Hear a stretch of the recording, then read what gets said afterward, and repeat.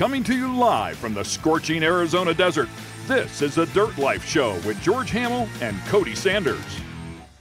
Yeah, what's up? Episode 5 of Dirt Life Show. Tonight, we have our glorious co-host, Cody Sanders, in the studio. Back in action. I'm Georgie Hamill, and we got some awesome guests that are coming up tonight. It's going to be a really cool, well-rounded show, I feel like. We're going to talk about some racing stuff with one of our featured guests, Matt Gerald. He's from Wisconsin, so he's a little bit far away from us. Yeah. And he doesn't live the desert life like us, I guess, but he's still living the dirt life. Living that mud. Yeah. That mud love. But, no, I think mud's Louisiana, isn't it? Dude, I don't know. Wisconsin's way the heck up there, dude. All I know is I live here. So we'll have to ask him about that. We'll see what's up in Wisconsin. Yeah. They had that big race, Crandon, up there just a couple weeks ago, so we'll talk to him about that, see if he watched some of the UTV stuff. Our other featured guest is, Garrett Maxwell from 518 Designs. Arizona guy, just like us, and grew up racing motocross. I want to hear his story because, I've only known him for a short time, but the dude is a hustler. Yeah.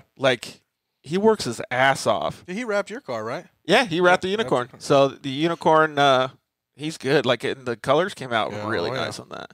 I was surprised at the cyan and the magenta, how blue and pink. I remember the first time I seen it, I was like, "What are you doing?" And then, as it kept going, I was like, "Oh, okay, it looks totally different than normal." There was a couple times when I was kind of second guessing my final product too. But on the UTV subject, we had one of our listeners in the audience that say that they wanted us to talk about the difference between racing UTVs like ShortCourse UTVs, WORCS UTVs, desert UTVs, those kinds of things. So I think it'll be cool since both of our guests today are kind of in that racing world that we talk about the different setups and stuff that they have. And I know you've done a lot of different setups with your UTV too, with just trail riding and jumping, and so you have different things that you do to your car when you do set. If you're going to go to the dunes, you'll set it up a little different. When you're going to go trail riding, you'll set it up a little different. I try to leave it mostly a lot the same because I just want to be used to it all. They're bumpy already, no matter what I do. Yeah, and that's a good point to bring up too, and I think we should talk about that too. Is you can never get a vehicle to operate perfect. Right. You still have to be a good driver, and you still have to be able to understand what the vehicle is doing. And there's all kinds of stuff on Facebook, but when you talk about setups, they're like, what is the Fox setup for my Yamaha YXZ? Yeah. It's not necessarily going to work for that person. It might work for a big guy that's, got, let's just say, 200 to 400 pounds in his car, and then you got two skinny people, and it's going to work completely different. Yeah. And maybe one's more heavy-footed and drives faster, or maybe one is really, snappy on the throttle, so who knows? But we'll get a good understanding of what we actually do to the cars to make them different in those racing. And it might actually translate a little bit to some of the trail riders too. Yeah. So that'll be really cool. So the Dirt Life Show is getting really, really positive feedback. We've gotten so much good feedback, dude. Getting big, dude. It's good. It's moving forward. I want it to be so much bigger. I want it to be huge. But get there, man. One listener at a time, George. Yep. We'll eat the elephant one bite at a time, my dad always says. That's it, man. But we can have everybody help us too. We can have people go to our social media platforms, Instagram, Facebook, YouTube, all at the Dirt Life Show. And comment, do all that stuff. We really, really want everybody to come on and interact with us and just help us grow this thing. And we do want more content too. We want to make sure that we're answering the questions that you guys are interested in. So send in DMs. Cody will answer them. I'll answer them, whoever, and we'll try to answer some of those things. So the more feedback we get from you guys, the better, because that just means that we're producing a good show. Well, we have the way that the setup is now, I can actually see what people are writing. Yeah, so you can do it. I can see the comments, guys, on the live Facebook. So if you want to go ahead and write on ask any question, I'll try to get through as many people as I possibly can. Or just throw shouts outs. Or yeah, that's fine too. Okay, cool. And then so as we grow, I want to see if we can get more sponsors. I want to see if people can help the show grow too. So right now we currently have, 5 fantastic sponsors that are helping out.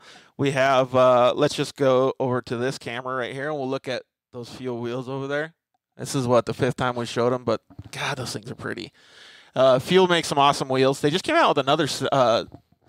I don't even know what it's called, but it's another style of UTV wheel that is bitchin', dude. It is so cool. Ricky Vanneau had it on his Assault Privateer Motorsports YXZ at the Sand Show, Nice. all red, like candy looking. Dude, they were so sick. So, Man, you know what? I wish we would have went to the Sand Show, man.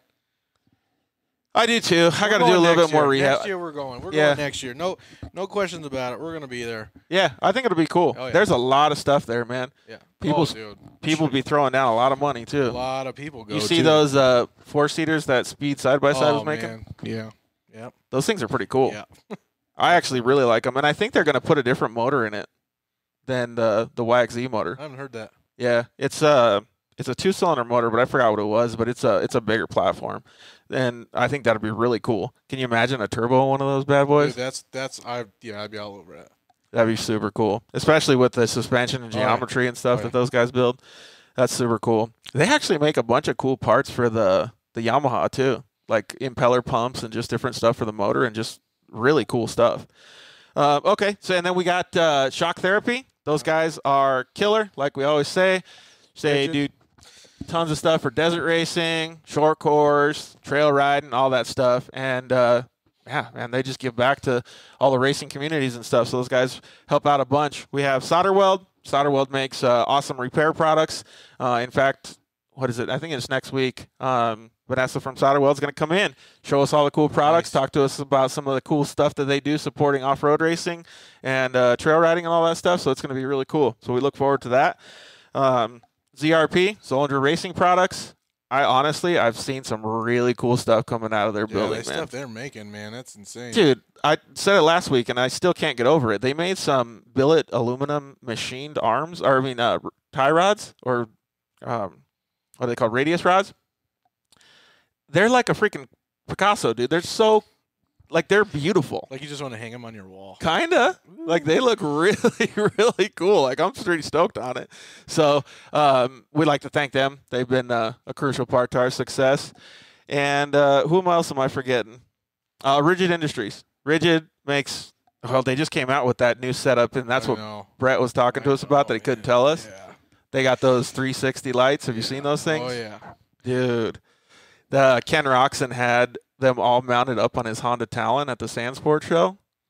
Oh, my dude. They bring it back old school, but with way better lights. Yeah. It looks so sweet. By the time I actually get a set, they'll be like 10 advanced already, man. That's how Hey, we got to talk to to Brett and see if he wants to do another giveaway, and then you can sign up for the giveaway. I'll just sign up as somebody else. Try to get those for you. Okay, cool. Well, yeah, so thank you to all of our sponsors. We love all you guys, and thank you so much. Let's start talking about the racing stuff, man, and how you get a car set up. I remember we talked about in episode 1 a little bit about it, and when we were living next to each other, you got to see me bring home my first race side by side. Yep. And you and I were dumbfounded how different they were than a normal car. Yeah. The safety is really cool, and it would be cool to see everybody running that safety all around. You know what I mean? It would be really nice to see. But you mean with big metal door bars and stuff? Anything, man. I see a couple of people recently. They wrecked it, and everybody walked away safe and good. But man, that's scary stuff, man. It really is. And obviously the racing is a little different because you're at high speed all the time and you're pushing the limits and stuff. Yeah. But you make a good point. People really need to be as safe as possible. And I think that the racing stuff has shown me a lot more of that. I didn't think about it as much when I just trail rode the UTVs before I started racing. But once I started racing and I started seeing the necessity for all the safety equipment, it changed the way that I set up my play cars too. Like the straps, the harnesses, where they're located, how high the seats are and stuff. So that's a good point. And maybe in the next couple episodes we'll talk about some how to prepare for the dunes and get your car set up and shocks and whatever. I think that'd be a cool thing. I think one of the most things I see is seatbelt setups. Oh, it's not being correct. Yeah, a lot. I've noticed that a lot. It's one of the most important things there. And you don't have to sacrifice comfort for safety. As long as you have it set up properly, it's usually comfy. I mean, I've seen people, hold their hands underneath it. I've seen all kinds of weird shit, dude. You should be able to just hold your hands in your lap and have a rollover and Just not have to worry. Yeah, absolutely. Well, we'll talk about that stuff too. But the race cars, for all intents and purpose, they're pretty freaking safe. Yeah. Jason Merrill, one of our first guests on the show, he was racing a desert race, and I forgot where it was, but they were going down one of the, I don't know, the dry lake beds where you can just hold the car wide open for a while. And they got their Polaris RZR up to, with the big tires and the gearing and stuff like that. They got it up to, I think it was somewhere around 100 miles an hour. I mean, these things are fast, dude. And he wasn't quite up to full speed. Like, it was probably anywhere from like 70, 80 miles an hour or something. And they lost a tie rod end or something. And the front wheel came underneath the car. And, they flipped over and stuff. Their cars are really well. They have double pass welds. They're 4130 chrome moly steel. And the car was trashed. Like, it ripped the wheels off. Like, it really jarred them. Yeah. I mean, it was a huge impact. But to think about a car like, I mean, for lack of a better term, crashing from outer space and having that hard of an impact, and they just got out. Yeah. They were dazed and confused. Yeah. But could you imagine that? No, I don't. I don't want to be. If somebody did that in a stock car, that'd be a lot different story. What's crazy is you have seen those pictures over time.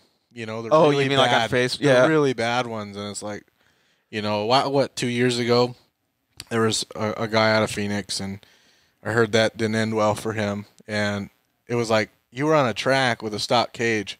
Like, it just blew my mind. Like, come on, you know what I mean? People just safety is always, and I'm a big advocate for safety, clearly. But I can't. Yeah, I think we really should focus on that Dune episode and talk about Dune safety. Yeah. So the difference between a short course car, which is like a Lucas Oil short course car where they race on a closed course, a WORCS racing car, which is more like I would have lend it to like outdoor motocross, where you're still on like a track and it's a little longer, but you got different bumps. It's a little bit more deserty. And then you got like the full-on desert cars, like the big daddies, big gas tanks, tall cars. They have to race behind trophy trucks and big ruts and stuff. Which one do you want to tackle first? It's up to you, man. Well, let's go short course then, since that's my favorite. The short course cars, I think, are basically built to get speed through the corners. Yeah. The shocks really don't, I mean, you don't want to bottom out, but they're almost built like a dirt track car, like the bigger cars with the, big motors, like a sprint car that go around those dirt tracks. They're basically built like that. So, you helped me and you kind of saw all the beginning process of when we built the short course cars and stuff. And I remember one of the things that you said is like, dude, this thing is so fucking low. Yeah, I was like, man, I fucking like the look of that. Yeah, that's all. It's for that, dude. Like, it's got lightweight tires, like small tires. It's sitting on the ground. It's really easy to rotate in corners, but going over jumps and stuff, it's a little bit hard on the back. Yeah. So they're cool, but everything that you do to those cars is to get the power to weight ratio as light and as low as possible. In short course racing, depending on what tracks and what organizations you go to, Lucas is obviously the top level.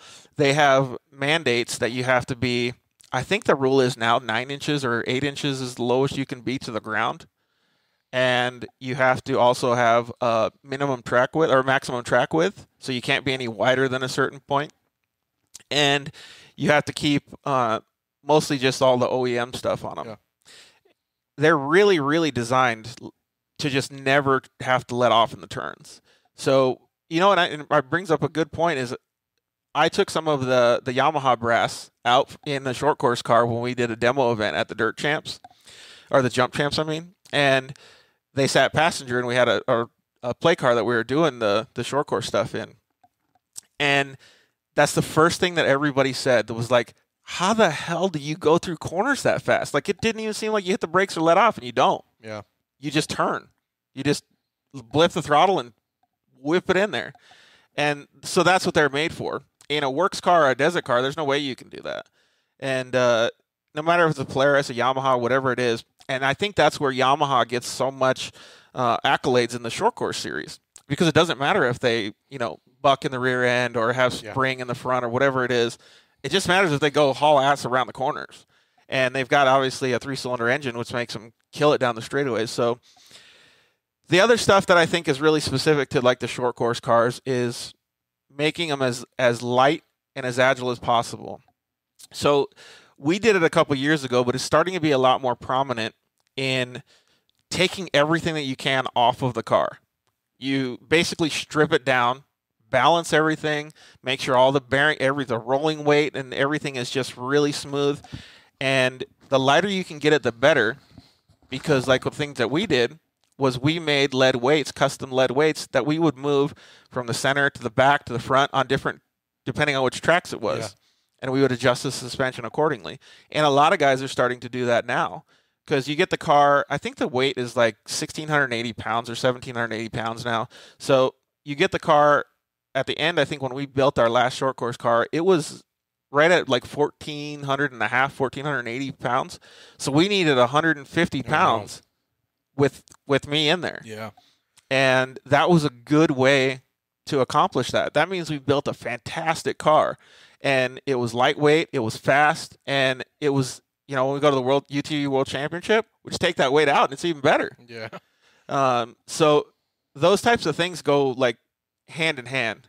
The more you can tune the car and specifically make it better for those types of racing, the easier it is going to be to accomplish your job. So the next one is, and I think that people might not take it to this level too, but in short course racing, we manage fuel too. So we had a specific amount of fuel that we would use depending on the track conditions. If it was real grippy, real muddy, whatever it was, and we would put that amount of fuel in before we went out on the track. And we would manage the weight with the fuel as well. So there's a lot of little tricks and stuff that you can do. Well, I remember we were talking a while back. You're like, we could change out your bearings and all that stuff and make them smoother, and like the tires are gonna be spinning a lot faster and a lot easier. I never even thought of that.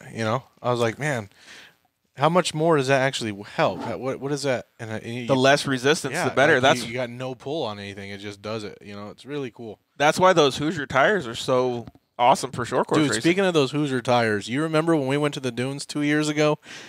You had to go get your paddles. Yeah, and I drove the Hoosiers. You were dooning with the Hoosiers, man. That was actually pretty fun. It was like a moonmobile sliding around. I was like, man, I almost want to just put them on for a couple hours just to check them out. It was actually pretty fun. I actually like that. But yeah, so that all goes, and I think that actually goes hand in hand, even with the desert racing and stuff. You have to have more beefy stuff, but the easier it rolls, the quicker you're going to go. Yeah. And the car is going to be freer, so it's going to put less load on the motor, and it's going to help everything. Yeah. So in a lot of the organizations, though, the racing organizations, like we can't use ceramic bearings or anything like that because they're all illegal. Yeah. So not in the transmission, not in the motor, not in the wheels, nothing. Like, so you have to use you can use a good bearing, but technically it's supposed to be a stock bearing, but Yamaha doesn't even make those bearings. Like, there's different manufacturers that make those bearings, and they make higher grade bearings, lower grade bearings, and all that stuff. So I think a lot of the guys that are spending a lot of money, unfortunately we didn't have that budget in our program, but a lot of the guys that are spending a lot of money are getting really good quality bearings and things like that. But on a different level, you have the different type cars too. So you have like the WORCS cars. They're more so if you want to put it in a motocross, like motocross, supercross is like the short course stuff. Motocross would be like the WORCS stuff, and then desert is desert stuff. And the WORCS racing, they just had a WORCS race at Glen Helen this past weekend, actually. And that stuff looks really fun. I've never got to do one. I did like a AZOP race, which is kind of like that out here in Arizona. But they do like, they went on the motocross track at Glen Helen. They went out in the, I didn't get to see that. They went out behind it. Like, it looks super fun. And those cars are set up quite a bit different because the suspension has to be a lot taller for clearances, for bumps and stuff. It has to be a lot softer. The tires can be a little bit bigger because they're less worried about the speed coming out of corners and stuff, and a little bit more worried about punctures and things like that. So a lot of those guys use tire balls or some sort of sealant or foam or something inside their tires so that they don't get flat tires. I think the biggest difference with all these is going to be the suspension, like the shocks and the travel and stuff like that. Dude, I'm still running stockers, man. Stock springs. That's it, buddy. I think Brian Lopez is too. But yeah, and tuning it and driving it accordingly, the manufacturers make these vehicles so good now. Yeah. Oh yeah. Like, and it's, especially like dirt bikes and stuff now too. Like, they're so good. Like, they're really, really come off the showroom floor like bitching. Like, you don't need much of a change. Yeah. So for you to run stock stuff is not a big deal. Everybody wants it to be better, right? Yeah. But they don't think like, maybe I could just make a few adjustments and change my driving style and make it a little bit better. Like, I've seen you jump a million times. You jump nice and straight, flat, good to go. I have my moments. Well, so if you're setting up a WORCS car, you'd be wanting to set it up a lot softer, a lot more cushy, and a lot more, for that type of terrain. Sometimes they allow a little bit different travel widths and stuff like that. But I think for the most part, they're pretty comparable. And, like even when we had the short course cars and we'd go to the UTV World Championship, we would just change out shocks and tires and just run it. Yeah. Like, it wasn't that much of a difference. And I think that you could probably do the same thing if you want to race short course and WORCS racing. You could just switch out those things before the races and race the same car. So if you're budget minded or budget conscious, you could get it done still.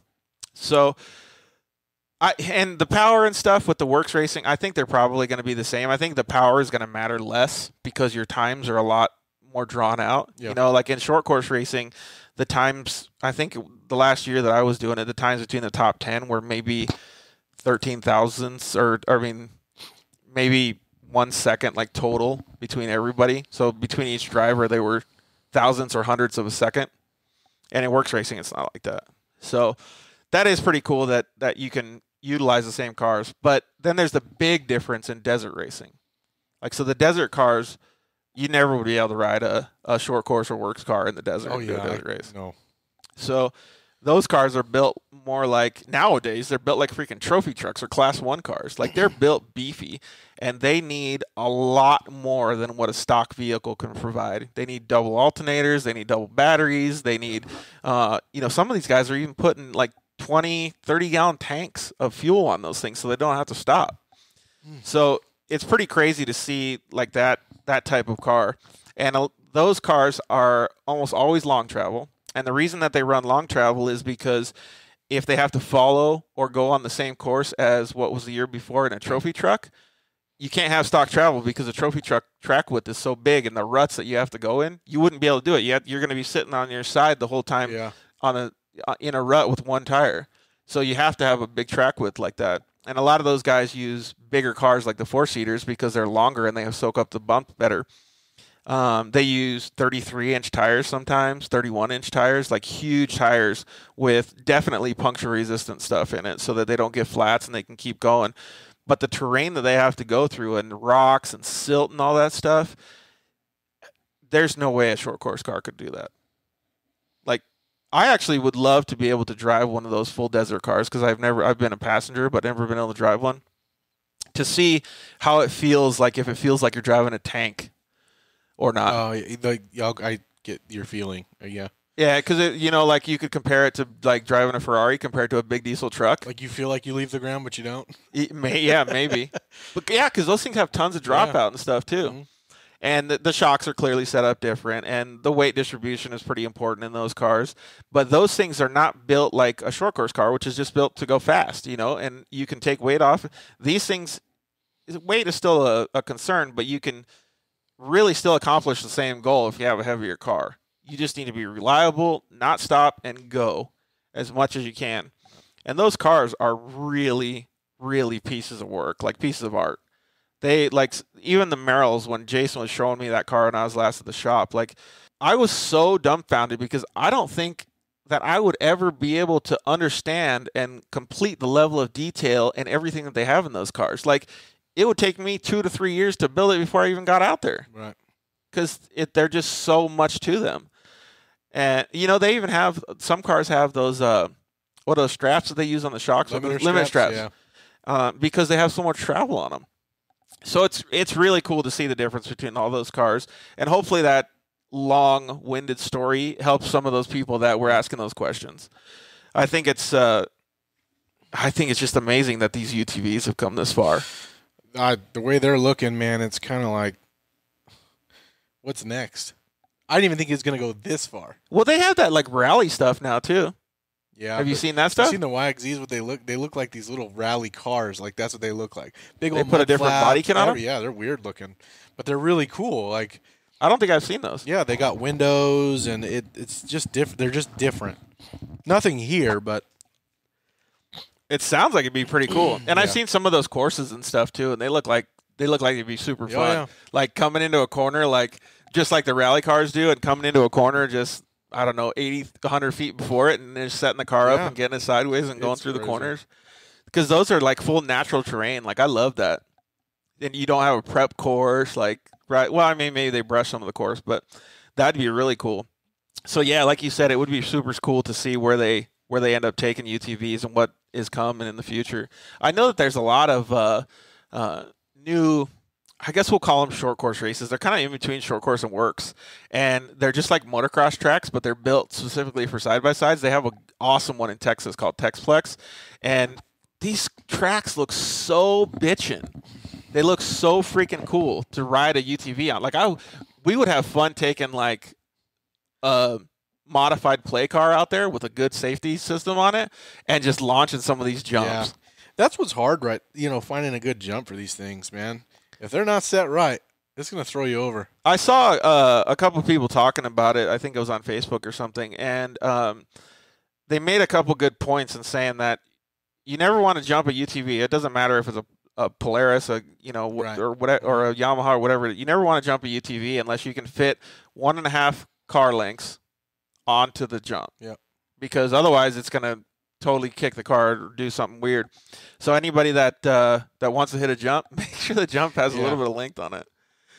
All right. Well, I want to talk to Matt, and I want to see what he has to say. I want to hear about his life story, his journey up to racing buggies and getting on let's just call it a professional level, and just see how much dedication and work goes into this thing. Because I know from personal experience, but hearing it from other people is really, really meaningful to me, because he's got a day job, he's got to work his ass off, he's got a family, and he's trying to also do off-road racing.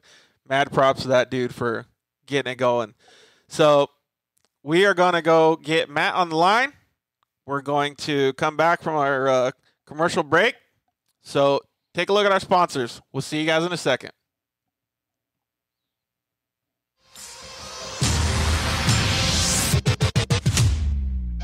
For wheels and tires with the most style, function, and innovation, look no further than Fuel Off-Road. From stock to lifted, dually to trophy truck, and UTV applications, Fuel Off-Road offers the most complete lineup for your next adventure.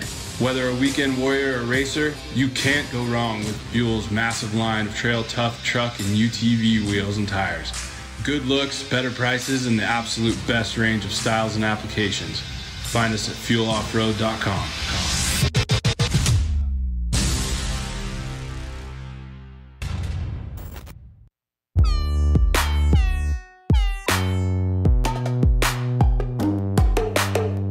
Hello, I'm Justin, the founder of Shock Therapy.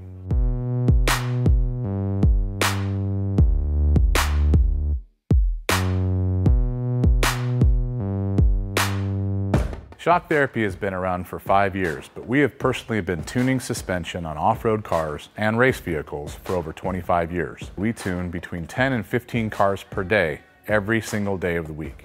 Our concentration is tuning shock systems and supplying components that improve the ride quality of your car in many ways. Not only do we work on the average UTV, but we also tune suspension for race teams and professional drivers.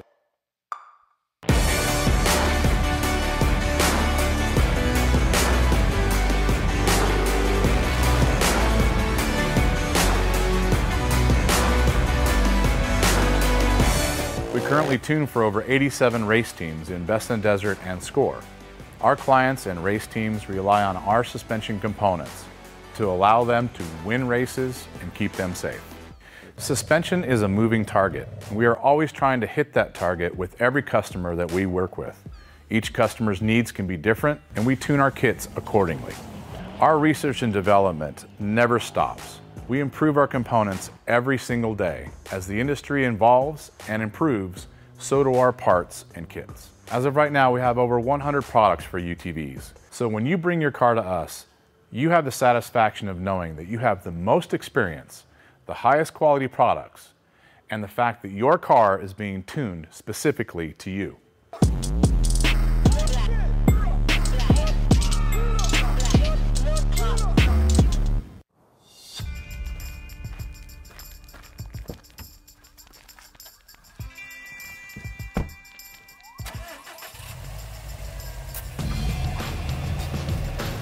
Introducing Rigid's new SRL Series light bar, featuring a sleek 20-inch curved housing, ultra-wide forward projecting beam pattern, and a unique halo backlight feature offered in 4 color options.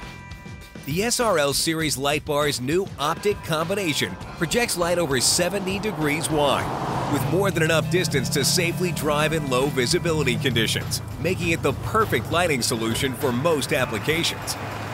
The halo backlight feature is offered in red, white, blue, or amber, and is wired independently from the forward projecting light. Instantly transition from style to function with the flip of a switch, making it easier than ever to own the night. Hey guys, George Hamill here to talk to you about one of our sponsors, Solder Weld. Who is Solder Weld, and what is their impact on the off-road community? Well, some of you may have seen Solder Weld's booths at the races, Mint 400, Vegas to Reno, Score and Snore events, and the UTV World Championship. You're seeing their stickers and sponsor wraps on more and more racers' vehicles every year. But who are they, and what do they have to offer us as off-road enthusiasts? Well, late last year, Solder Weld introduced their new off-road repair kit to the off-road industry and sold out their first week. The interest was overwhelming, as many off-roaders already knew of Solder Weld's aluminum radiator repair rods, and now they were included in a convenient carry kit in camo or black. If you're a racer of any type or off-road enthusiast like myself, you're going to want to take a close look at this product. Solder Weld has combined some of their most elite products into one small kit that fits perfectly under your seat or strapped into your roll cage and allows you to make some insane fixes anywhere you go. How many of us have been in a race or out on the trail and got a rock chip in a radiator or a brake line? We've literally seen a top-tier desert race truck at the 2019 Mint 400 taken out by a simple rock to the radiator. If they would have had an off-road repair kit on board, they could have been back up and running in just a minute. The kit includes everything you need to work on dirty aluminum, stainless steel, copper, and many other metals. Solder Weld's cutting-edge technology allows you to make these fixes with extremely low heat and incredible high tensile strength, leaving you with a lasting fix every time. Yeah, I got you. Don't be that guy who broke down on the side of the trail. Get your off-road repair kit today. Your friends will thank you. All right, so we got probably another 30 seconds or so. Oh, there we go. Come back.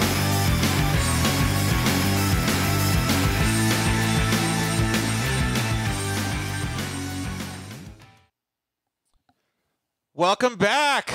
It's awesome to have Matt Gerald on the phone. All right. What's up, guys? How you doing tonight, dude? I'm good. How are you? Oh, we're doing pretty good. We were just talking about the how far Wisconsin was. From Arizona? It's pretty far. Well, I think from the rest of the world, kind of. The big question is the dirt life. Is there a lot of mud down there?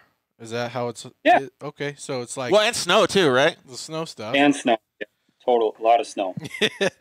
But that's only 6 months of the year. Oof. Well, that's still a lot, man. Like if we get snow maybe one day of the year, like we're freaking out.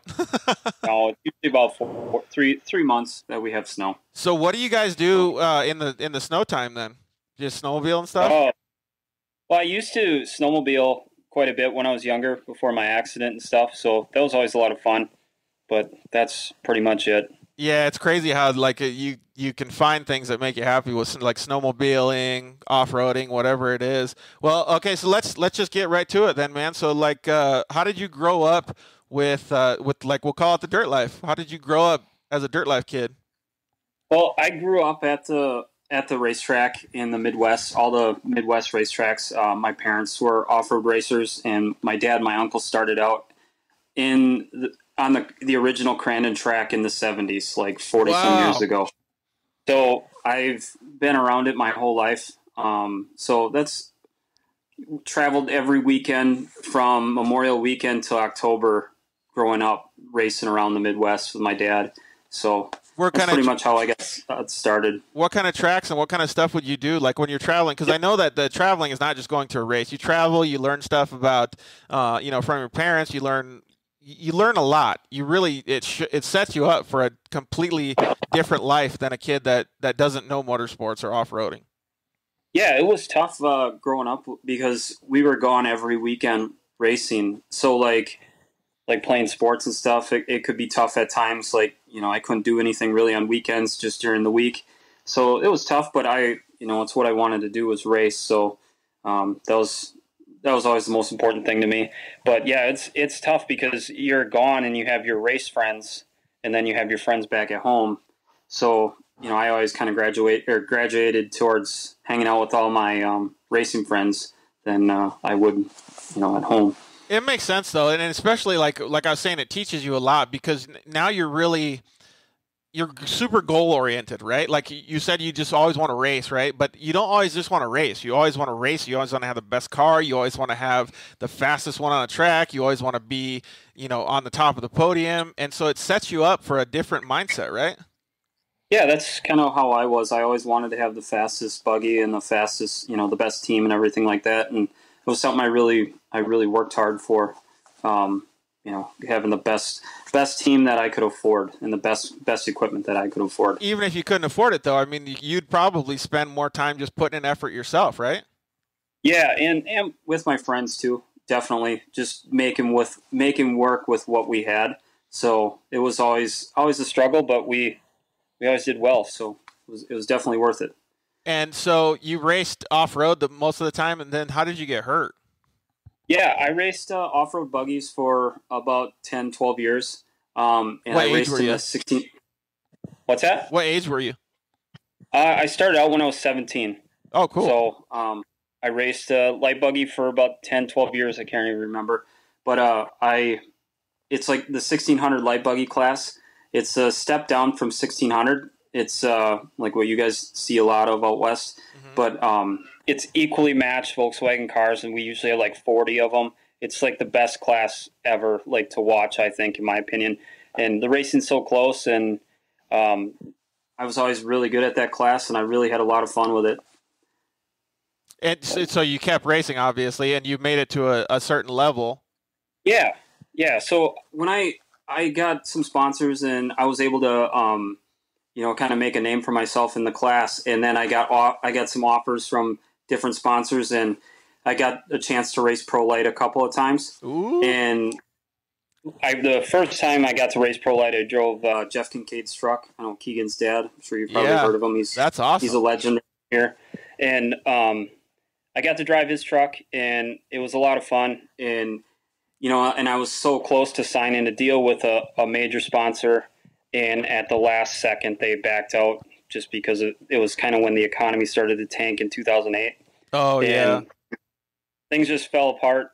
And then I went back to racing buggies. And then I was able to get another deal 2 years later to race Pro Light again for a couple races. And I did okay, but it just never was able to secure the deal, to race full time in it. Yeah, and a lot of people don't understand that either. Even when I first started going to these short course races, it's you just see a truck driving on the track, right? So you don't really know, or it's a buggy, and you don't really know like what's behind it.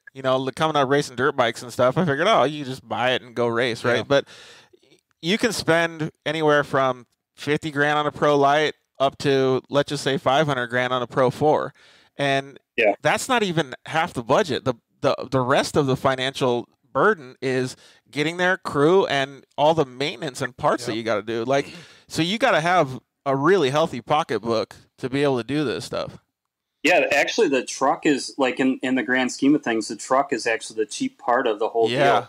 Like it's thousands and thousands of dollars a weekend just to go race, and then if you hurt a motor, hurt a transmission, torque converter, anything like that, that all costs a lot of money. And like a wheel, let's say, I think that they're like, Mikey Van Den Heuvel was telling me his wheels are like $650 a piece. Why are they special? Yeah, just, billet aluminum wheels. Oh, because they're all forged. Yeah, they can hold it. They're all forged wheels. Yeah. They actually make some fuel. One of our sponsors makes some badass forged wheels for UTVs and stuff now. Then they do it for big trucks too. I wish it was a lot cheaper and that's why the UTVs are so freaking popular. I'd be doing it, and it's still expensive even with the UTV stuff. Yeah, it's really expensive. Well, yeah, and what made you, like, are you interested in the UTVs at all? Nah, it's not really my forte. I'm more purist. I like the ShortCourse trucks and the Buggies better personally, but they are fun. I ripped around in my buddy Alex one time. He had a Razor.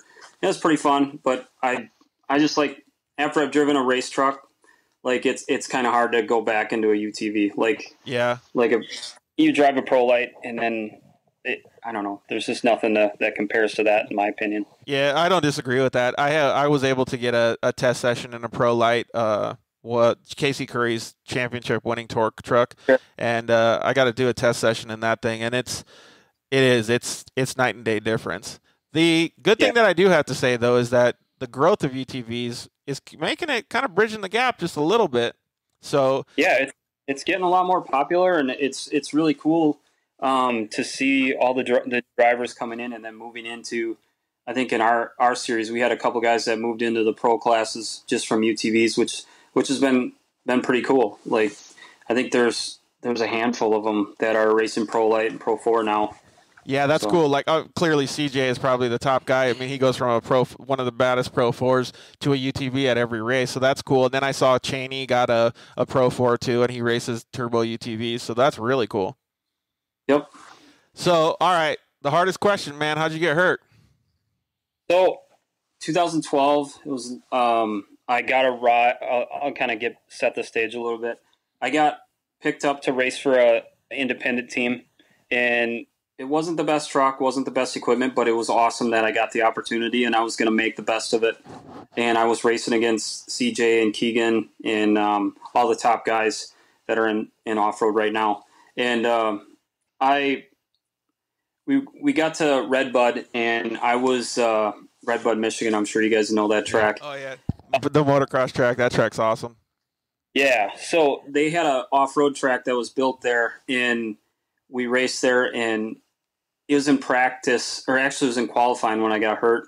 There was a big step up, and up the face of it, the rear end of the truck kind of like washed out a little bit, and I stayed in the throttle, and I ended up casing this big step up jump, and ended up breaking my back at T12L1 with a burst fracture. That's the same area that I broke my back, and I think I know which jump you're talking about too. It was like a long long launch up a hill, right?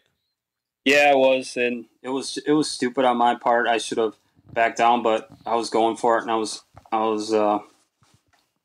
that's racing, I guess. Yeah, it's one of those racer things that you can't do. Like we were talking about this for a motocross show that we did the other day, and we're at Supercross and stuff. If you didn't do the jumps by the second lap, your brain would take over. You weren't going to do it, so you just had to go out there and just do it like right away. So. Yeah, it was tough because I'm out there trying to compete with some of these guys, and I knew that I could drive pretty well, or as good as not as good as those guys, but pretty well. And I wanted to make a statement, and that's kind of when it happened. So, shit happens, but yeah, you can't look back on that with regrets, though. Like, what do you want to talk about a little bit more about the injury and talk about your process and stuff like that? Because when you have an injury like that, clearly I'm very similar. So. It changes your mindset.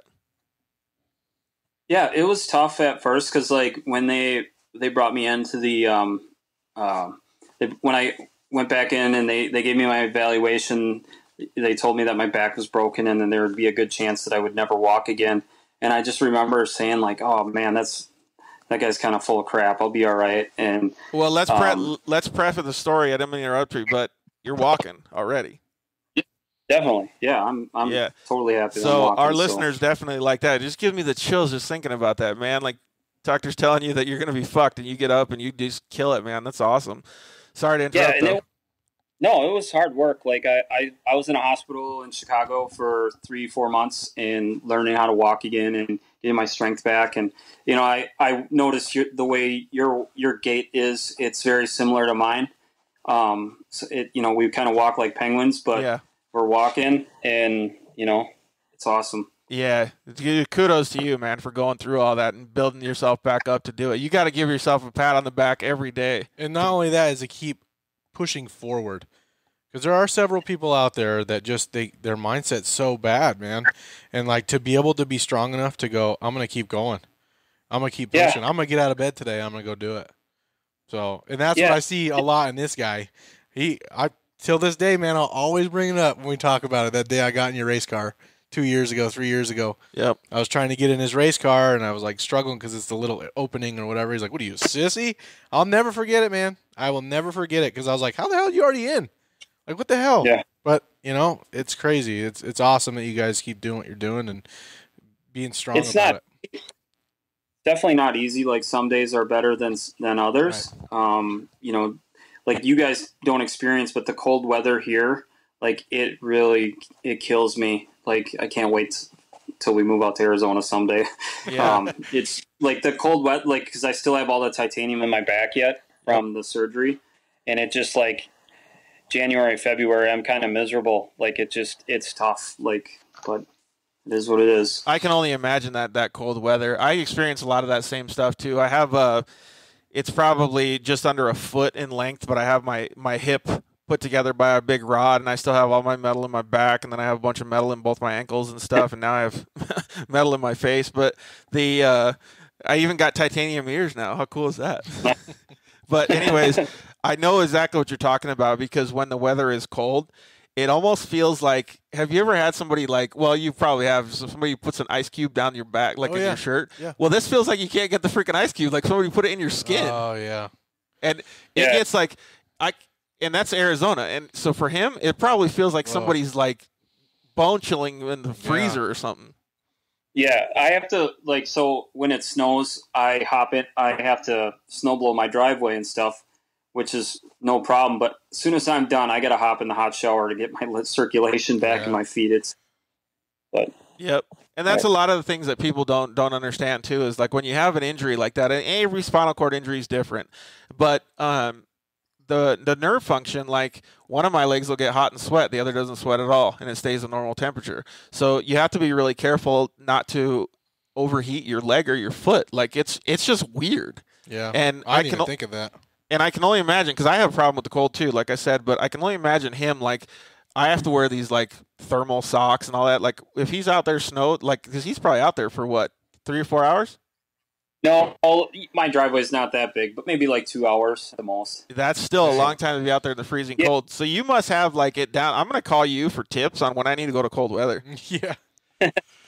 Yeah. So you must have it down pat. Well, give us a little bit of information on how you got better, and take us through the story of what it took for you to start walking again, and how I always really intrigued by the mental state.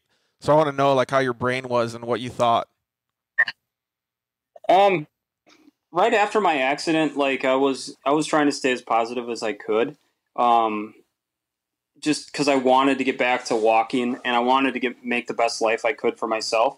Obviously a lot of physical therapy. It took, I think I was in physical therapy for 2 years after my accident, just learning how to walk. I was doing OT and PT. Yep. I was doing pool therapy, and then I was working out all the time at the gym by my house. Yeah, you were doing more than you had to.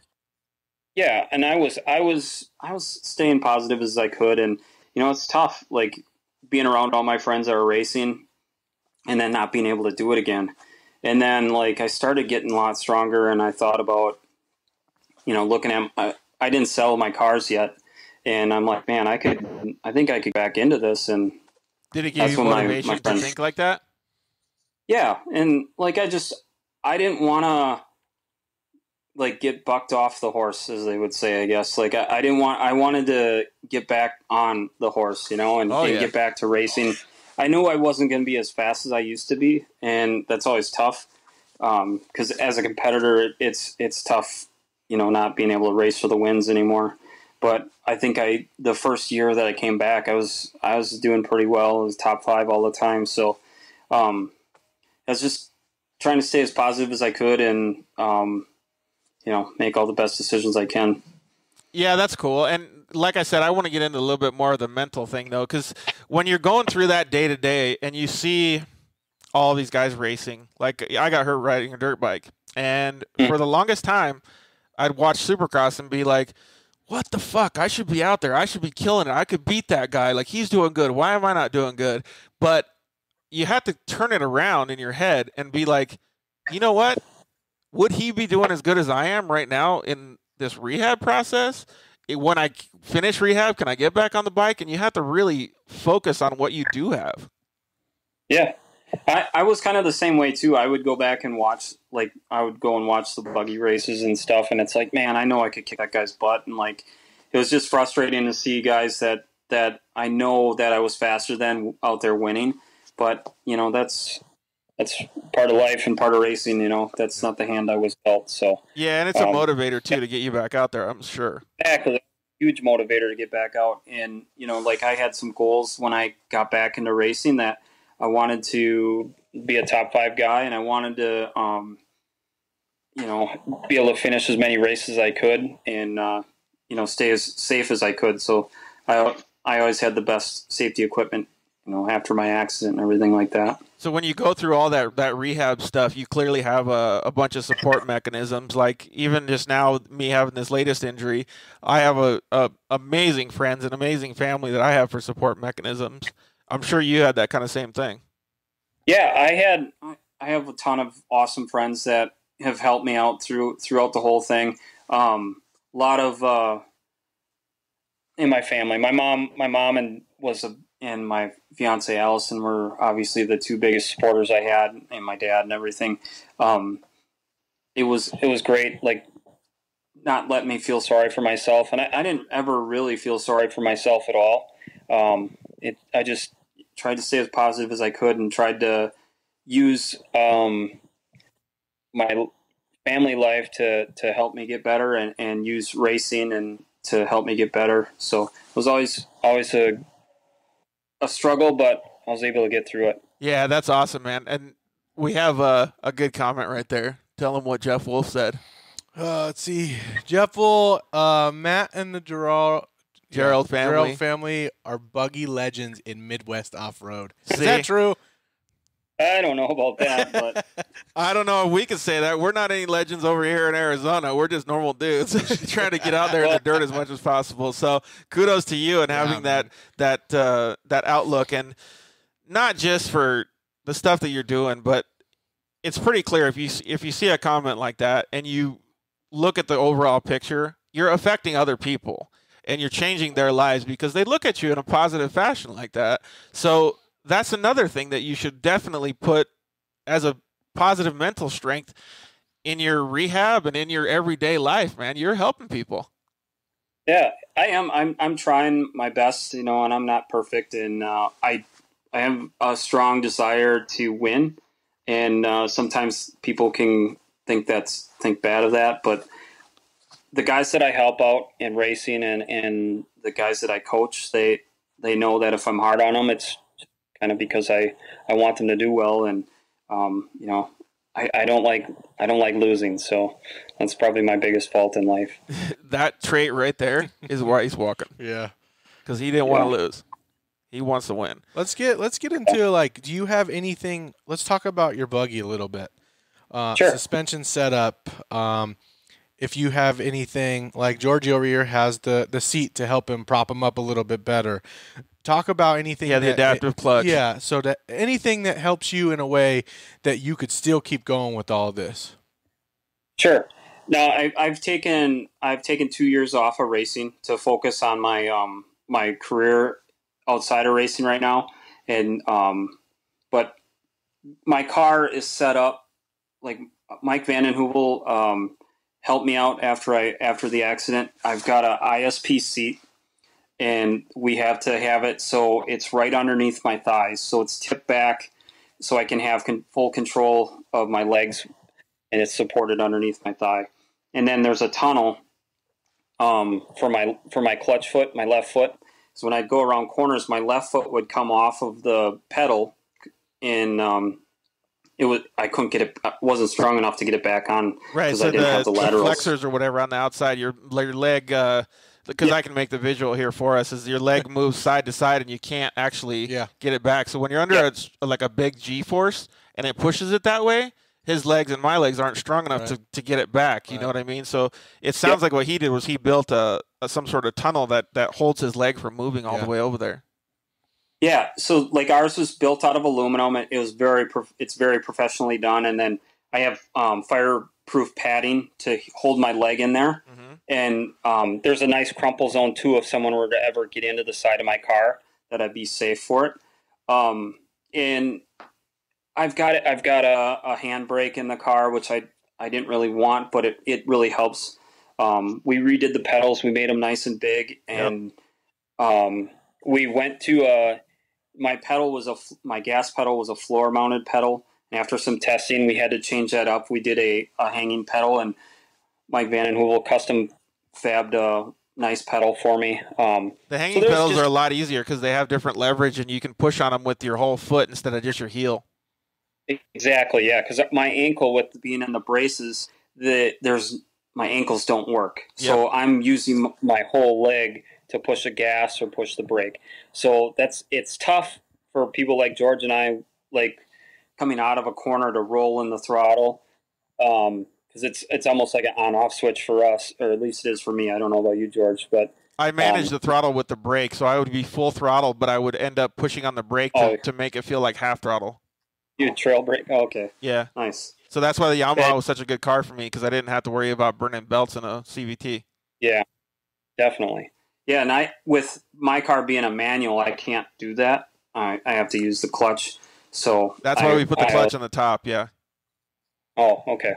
Definitely. That's probably a better idea. So what a little bit of what Matt's describing is, like, for me and him, we almost hold our legs up like this the whole time and just use a stepping motion to operate the pedals. It sounds like his setup's pretty sweet, though, being able to divide it. Yeah. Be able to still do that, because I know in the ShortCourse stuff you weren't able to do that stuff, right? You weren't able to change certain things. But that's bitching that he set it up like that. Yeah, it definitely took a lot of time, and I'm thankful for Mike for doing that for me. And the first time we went out and I tested it, like it wasn't right the first time. Like it took us some adjusting to get the car set up perfect, so where I could start driving comfortably again and not worrying that I'm going to hurt myself or hurt somebody else because I can't get my feet on the pedals. And now, like, when I hop in the car, it's like second nature. It doesn't even seem like anything is wrong. And it's crazy, too, like, to think about that. Like, you've driven my cars before, and a bunch of different people driven my cars, and right when they get in, like, we even went and did taught a course at the Bondurant Driving School. They had us out there as teachers and stuff.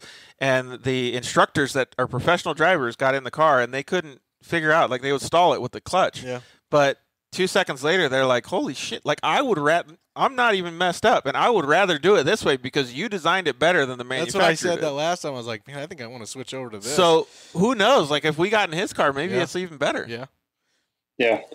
Well, I think I've had some people drive my car too, just around the pits and everything like that. And it's kind of intimidating at first, and they see that divider and they get in and they don't even notice it. So it works out really good.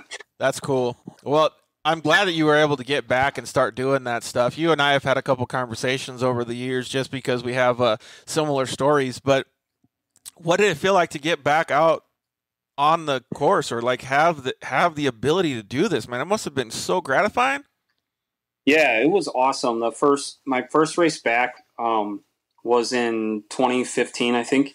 And my first race out, I got a 4th place. So I was pretty stoked on that. Like, and the guys I was racing against, like, I think it was Jeff Villamere and Mark Steinhardt, some of these top echelon drivers that are in our class that I look up to.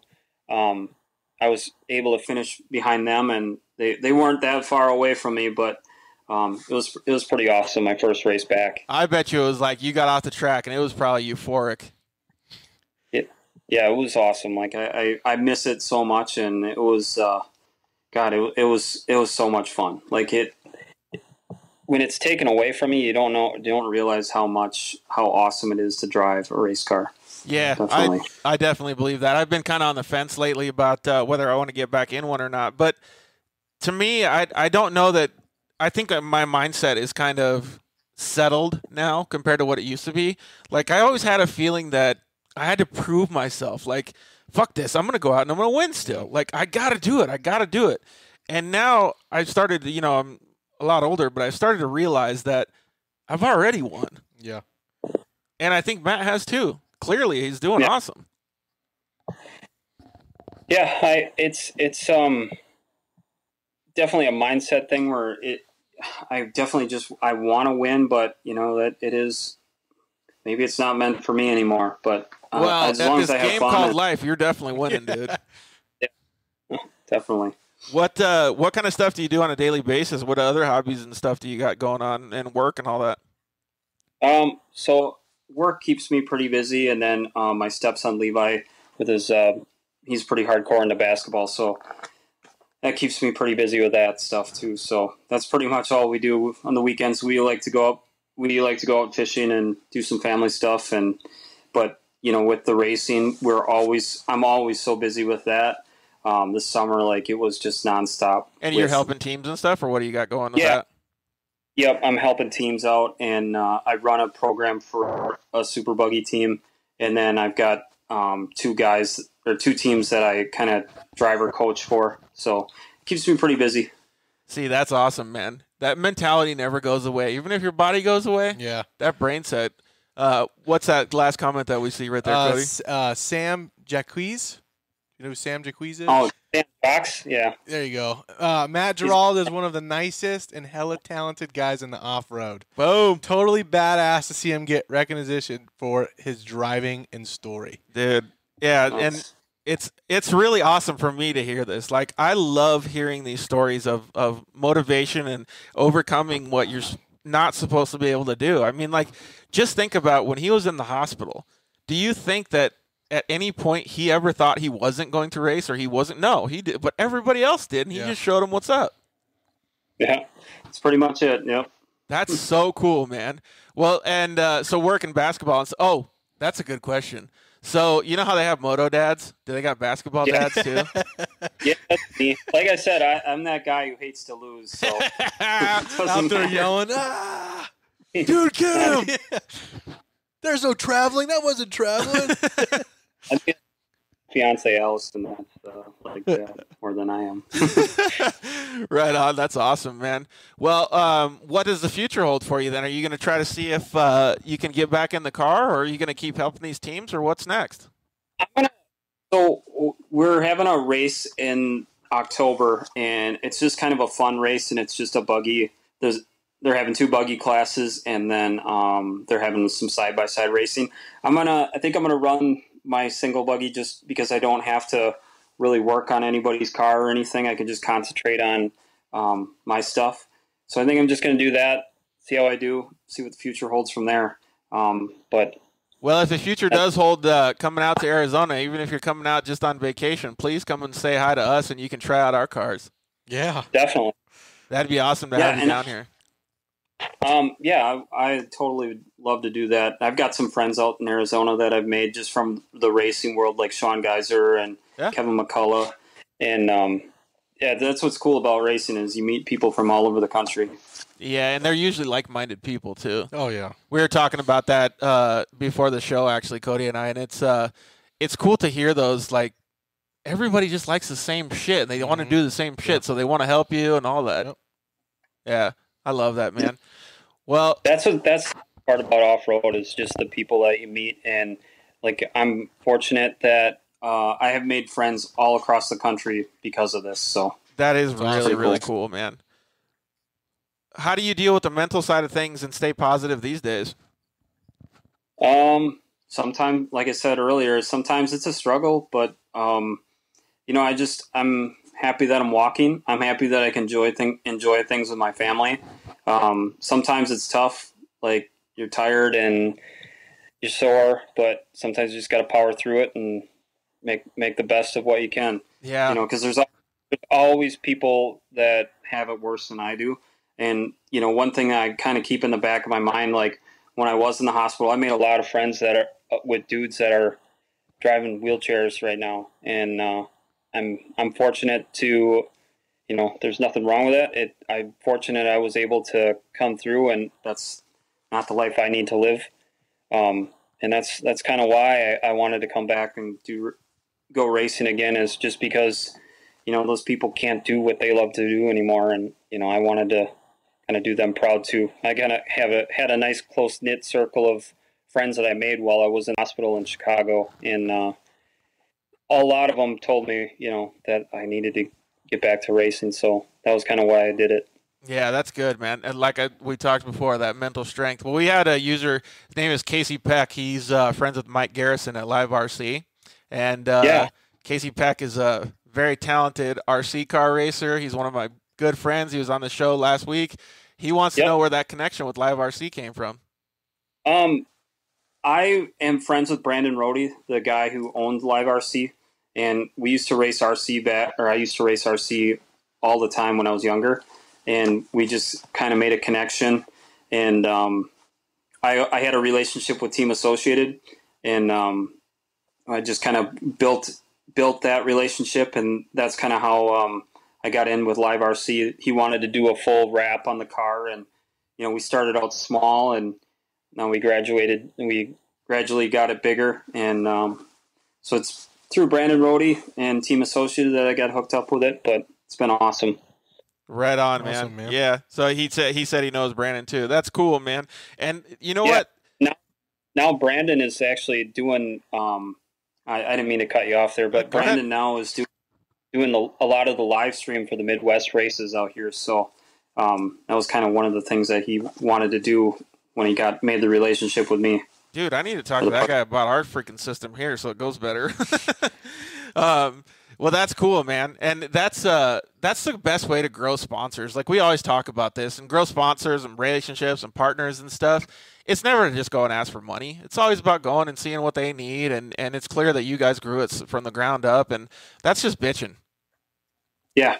That's how it is, how it's been with all my marketing partners, that like Amsoil's been with me from day one, and I can't, like it. They're awesome. Like whatever I need, they're always there to help me out. And a lot of other partners that I have, like Hooker Harness and FK Rod Ends, they've always just been really big supporters of me, and it's been nice. They help us out. That's really cool. And having those partners is so crucial. I mean, we just talked about it. It's not cheap. No. So for him to just get, you know, supplies given to him, parts, everything, it's bitching. Yeah, it's tough nowadays. Like when I started out, like we used to be able to get tires for free all the time, and now no sportsman team really gets. Not too many sportsman team get free tires anymore, especially if you're not winning all the time. So yeah, exactly. Tough. And it brings up another good point though too, is that, and this is a qualification that I have too, is you get your sponsors a lot on your outlook and your persona, the things that you're doing. It's not necessarily that these guys are going, all right, he's just in the sportsman class, I'm not going to give him tires anymore. They're going, what can I still do for him because he's such a good person? We want to represent that type of person, and the results can become secondary because he's a really good marketing partner. Yeah, that's I'm not going to lie, that's how my relationship with Team Associated was. Brad over there, the marketing guy, he didn't really care what the results were that we had week to week, but he just cared that I was out there using their equipment when I was RC racing, and always talking positive about it. And you know, it wasn't a huge partner, but it's pretty cool to have a nationally named brand that I represent. It's yeah, absolutely, really, and they're taking a chance on you too. I mean, like, how do they know if you can drive a race car good because of your disability or whatever it is? Like, they're really going off, and they're doing it because you're a good dude. Yeah, I had a lot of marketing partners though prior to this, and a lot of these guys have stayed with me through my accident. So again, that's a personality thing. That's being a representative of their company, and they still feel confident in you. That's awesome, dude. Yeah, and like too, it's hard work to keep them all up to date on everything, and try and I try to have a good image, as best I can. So. Hey, there we go. Daily Pentago says, "Let's go buggy racing." Hashtag buggy books. Yeah. Well, that's awesome, man. Well, I want to see you back out on the track. So if we can ever do anything to help you, if you want to plug some sponsors, if you want to do a public service announcement right now, go for it, man. Yeah, just I want to thank all the marketing partners that we've had over the years. Definitely liverc.com, AMSOIL, Hooker Harness Seatbelts, FK Rod Ends, Webcam Shafts. God, there's so many. I can't remember them all, but just thanks for always supporting me, and thanks for having me on the show, guys. I really appreciate it. No problem, man. Well, I would like to do my own little PSA for Matt. I think if anybody out there really wants to find a good marketing partner and somebody that's going to give back to them, it might not be a bad idea to take out some of your marketing budget and put it on a guy like that, because he's going to do a good job. Yep. Definitely. Solid. Thanks, guys. Solid.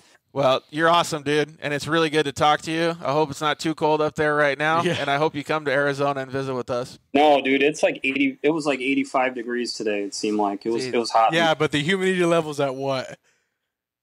I don't even know. I think up there it's not too bad. But well, thank you very much, Matt. You're an awesome dude, and we appreciate you taking the time. Thanks, Cody. Thanks, George. You got it, dude. Easy, man. We'll see you later. Thanks, Matt. See ya. All right. That was Matt Gerald. He's he kind of got me going a little bit there. I knew that was going to be a touchy one for you, man, because you know what though? It's motivation, dude. It really is. Like, I love that stuff because he's just such a good dude. Like, it's hard to understand what people go through sometimes. You could see a guy going in a Circle K gas station. He might be dirty. He might be coming from work. Yeah. You don't know if that dude had a shitty day. You don't know if you can make him feel better. And Matt is probably making everybody around him feel a lot better because he's just, like I said, a good dude. So it's cool to see that. It's cool to have him on the show. And it's cool to see he never gave up. Yep. Ever. So how do you feel talking to somebody with close of the same accident? Like, how does it... I want to help him. Did you ever think if I was a millionaire, I'd give him $1 million to go do it. You know what I mean? Yeah. If I had $1 million and $1, I'd give him the $1 million and take the one, because I'd want to go help him and let him be able to do it. But I don't feel like I need to. I feel like he can do it. I feel like he's a strong dude. I feel like he's already overcome all this shit. Why not keep going, keep that positive mindset, and keep building his program and get back in the buggy when, maybe he'll have an opportunity to drive a pro light again. Yep. You never know. And even though he doesn't like UTVs that much and he really wants to keep it, the fundamentals of racing to what the core is, I think if he got offered a UTV ride and it was popular, I think he'll take it. Too. And you know what? I think he'd go kick some ass. I know. I bet you'd kill it. How much you want to bet he'd be in the top 5 first race? Yeah. So it's good to see that, man, and I love it. I really do, and I appreciate dudes like that more than anything. So we are going to talk with Garrett Maxwell from 518 Designs. Let's go to a commercial break, and we'll be right back.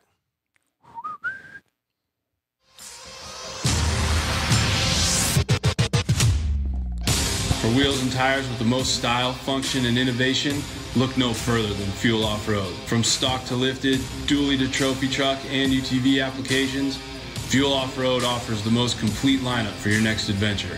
Whether a weekend warrior or racer, you can't go wrong with Fuel's massive line of trail tough truck and UTV wheels and tires. Good looks, better prices, and the absolute best range of styles and applications. Find us at fueloffroad.com.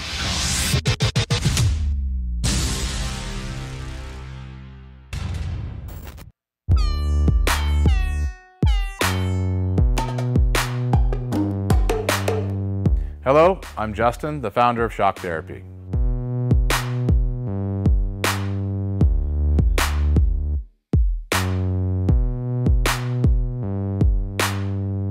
Shock therapy has been around for 5 years, but we have personally been tuning suspension on off-road cars and race vehicles for over 25 years. We tune between 10 and 15 cars per day, every single day of the week. Our concentration is tuning shock systems and supplying components that improve the ride quality of your car in many ways. Not only do we work on the average UTV, but we also tune suspension for race teams and professional drivers.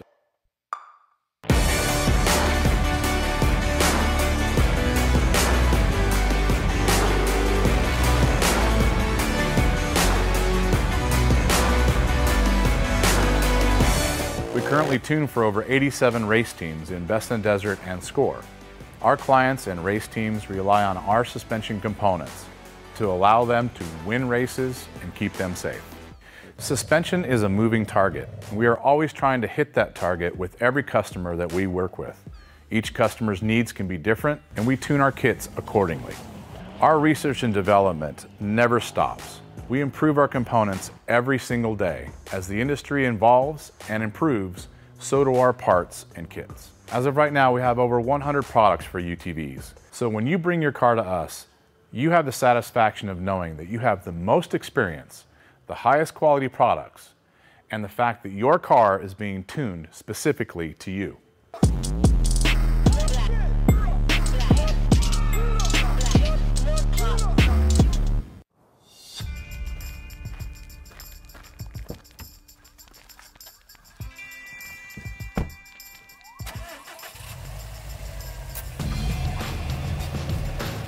Introducing Rigid's new SRL Series light bar, featuring a sleek 20-inch curved housing, ultra-wide forward projecting beam pattern, and a unique halo backlight feature offered in 4 color options.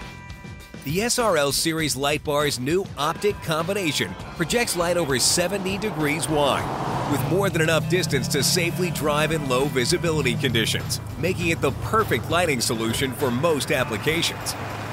The halo backlight feature is offered in red, white, blue, or amber, and is wired independently from the forward projecting light. Instantly transition from style to function with the flip of a switch, making it easier than ever to own the night. Hey guys, George Hamill here to talk to you about one of our sponsors, Solder Weld. Who is Solder Weld, and what is their impact on the off-road community? Well, some of you may have seen Solder Weld's booths at the races, Lint 400, Vegas to Reno, SCORE and SNOR events, and the UTV World Championship. You're seeing their stickers and sponsor wraps on more and more racers' vehicles every year. But who are they, and what do they have to offer us as off-road enthusiasts? Well, late last year, Solder Weld introduced their new off-road repair kit to the off-road industry and sold out their first week. The interest was overwhelming, as many off-roaders already knew of Solder Weld's aluminum radiator repair rods, and now they were included in a convenient carry kit in camo or black.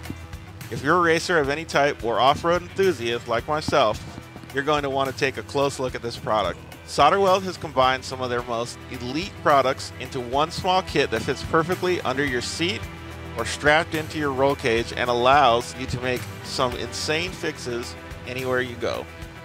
How many of us have been in a race or out on the trail and got a rock tip on a radiator or a brake line?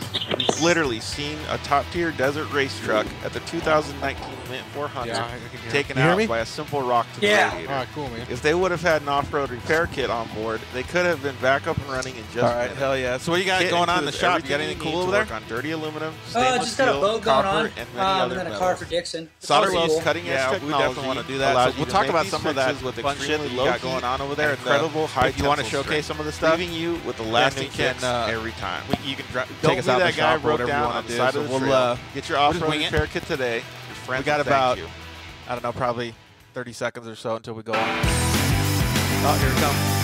Ready?